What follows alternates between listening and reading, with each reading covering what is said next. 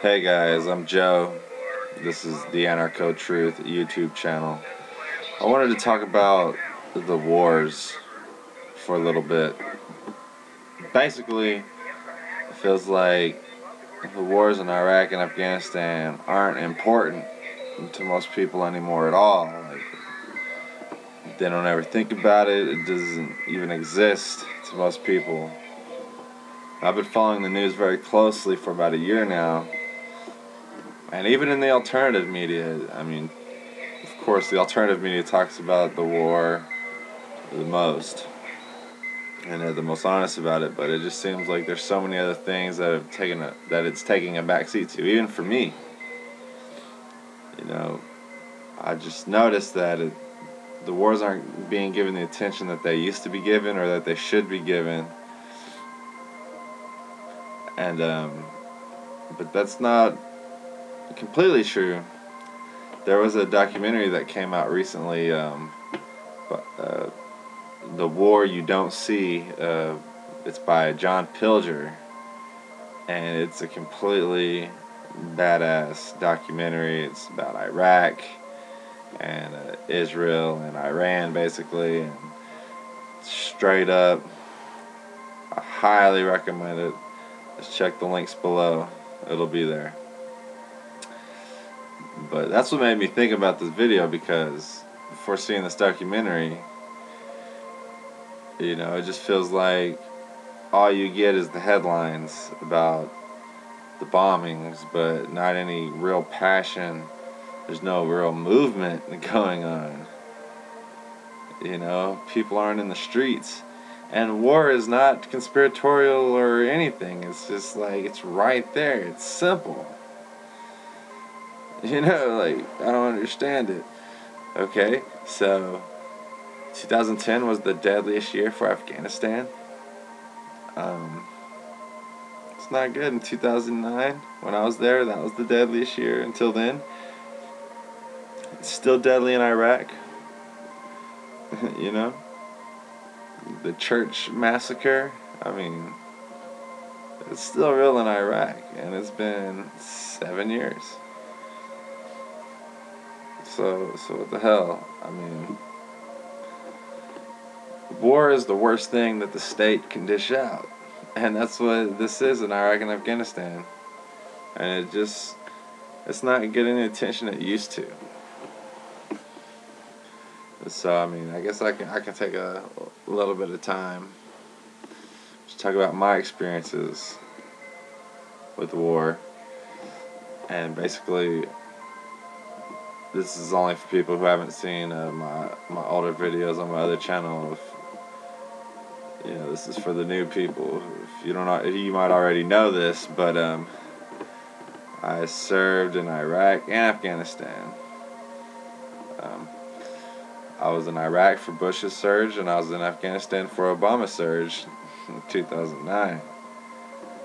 And all in all, I spent 26 months out in both countries. But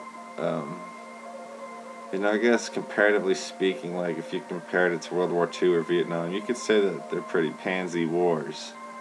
It's not the worst thing in the world. I'd rather go to Iraq than go to a maximum, federal pen or something. For sure, I'd much rather go to Iraq. Definitely. So compared to the older wars, it might not seem that bad, but it is bad. It's a different kind of bad, because you drive around and anyone could be the enemy, and that messes up your psychology bad, to just look at everyone as the possible person who could end your life. And so you always have to think about maybe having to end their life. I was a lead gunner my first deployment, and I always had, I wasn't like trigger happy, but I always had, my 50 cal loaded in my turret, and I was looking out. I was watching everybody.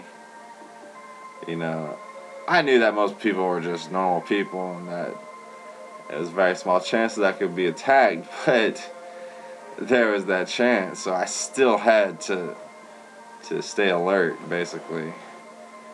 And so that'll mess up with how you relate to people. You know, that's not a good way to try to relate to the Iraqis and the Afghans and the Afghanis, is by always having to be on your guard with a loaded weapon, thinking that someone's going to try to kill you. So it creates, you know, this bad dynamic. It's already bad because we're occupying them and destroying their way of life, so they hate us for that. So there's all this bad energy going on, and it's going to be bad for your mental state. And it's just so bad out there with all the chemicals of war. You know, the food you eat out there, your living conditions. It's bad for your health, definitely. War will destroy your health for sure. All the oil fumes I inhaled in Kirkuk, you know, which is like the oil headquarters of Iraq.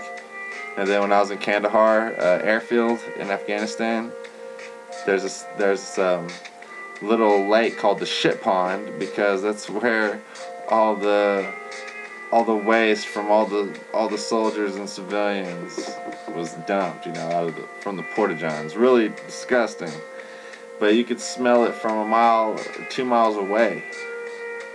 So you're inhaling shit particles, so you know that ain't healthy. So war is just bad for your health, definitely. So it's bad for your emotional, you know, psychological, physical health. There's no good to it. But anyway, I'm going off on a huge tangent here. Let's get back to seeming like the wars aren't important anymore. Why does no one care? You know what I'm saying? When Bush was president, everyone cared. It was so cool to be against the wars, man. I was against the wars. You know, I didn't like Bush either. But it seems like that's all died. It's all completely over.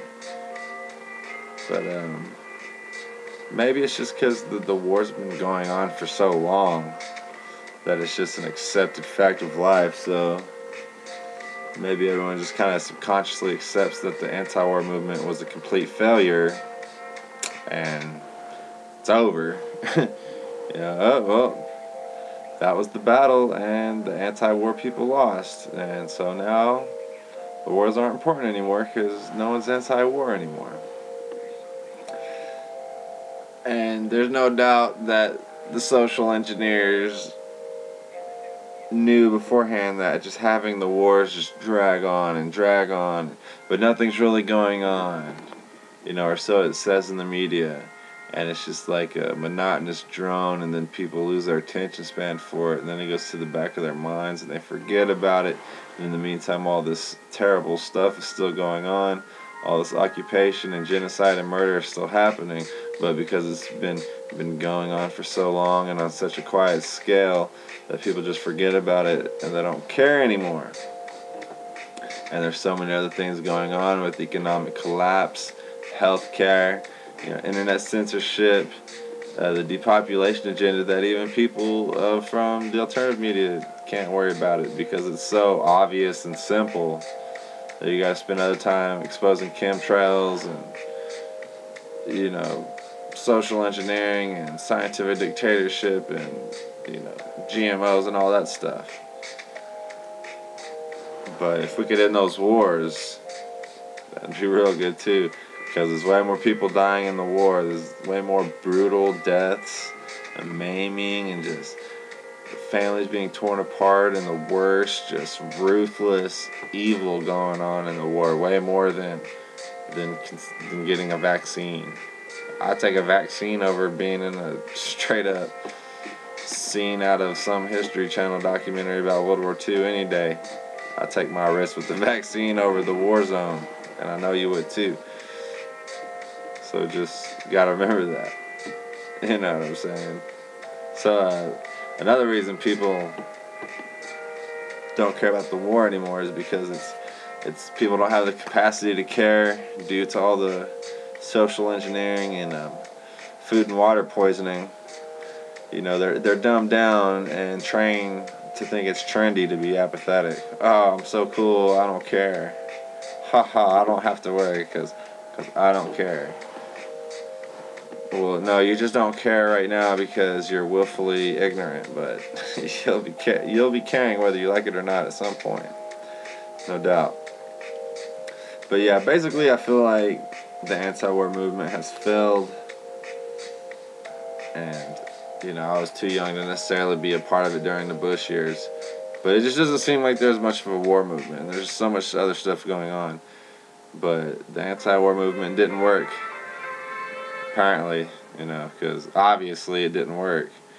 Yeah, so I think at this point it's up to the soldiers to wake themselves up, like I did, and stop complying. Just wake up, realize it's all a hoax, and then just don't re-enlist and just get out. It seems like maybe as the economic collapse intensifies, the only choice is for militaries to either shrink in size and budget, or to combine and consolidate power. And we see big examples of this in Europe, where the militaries between nations are teaming up and consolidating power.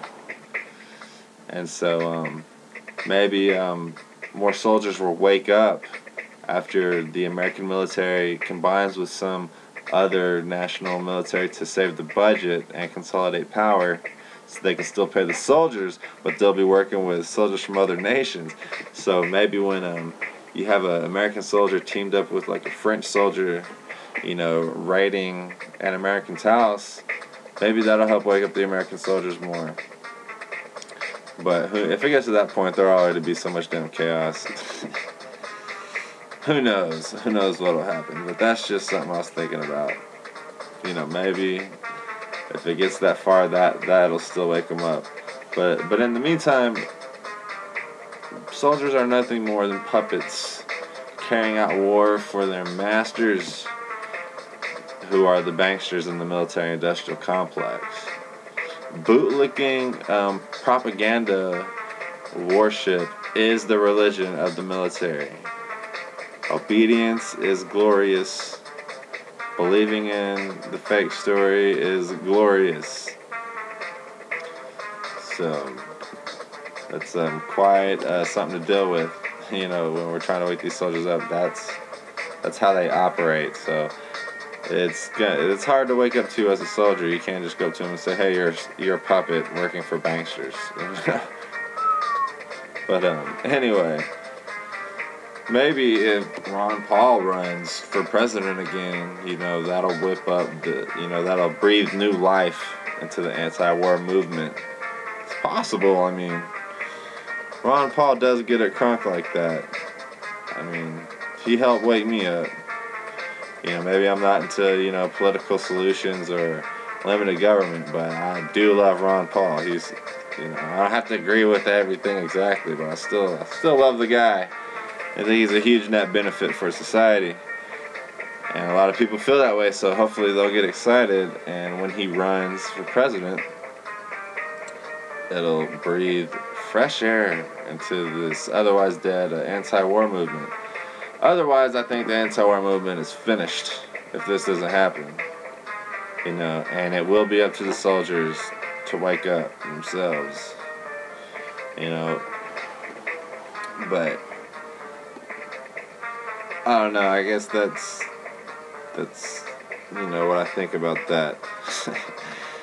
It's just crazy that, like, even myself, I see what's happening in Iraq and Afghanistan, and I know that the most people are dying out there, but it's just like war, I've been exposed to it my whole life. It's nothing like controversial, but it should be. It is, but it's not compared to like other stuff, like other hardcore conspiracy stuff, like you learn about Agenda 21 and GMO. That's like way more urgent in your face than the wars are, because the wars are like way over there. And even that's for me, and I've been deployed, and I still feel that way. So it's gonna be hard to get the wars back into the general consciousness, especially when it's not even really there in the alternative media's consciousness for the most part. But I guess we'll just see how it pans out in the future. Hopefully, when the system collapses, the military shrink and reduce their soldiers instead of combining with other national militaries and consolidating power. I'd much rather see the national militaries just shrink and just reduce their size and scope and mission and staff and personnel and everything. But that won't happen. It might happen though. Just gotta be positive. Anyway, tell me what you think. Thanks for watching.